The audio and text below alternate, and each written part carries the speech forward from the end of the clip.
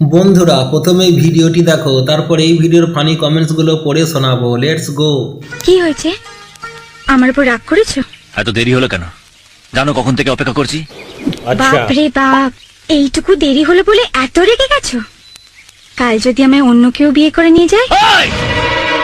টুকরো টুকরো করে কেটে ফেলবো আর নিজেও মরে যাব। বলেন কি? কিন্তু তোমাকে অন্য কারোর হতে দেব না আমি। तो चलिए शुरू करते हैं। বাপরে, কেঁচো কাগড়া ডায়লগ কিরে ভাই। দাদা একটা ফেবিকুইক আঠা দেন, আমার গাঁড় ফেটে গেলে জোড়া দিব।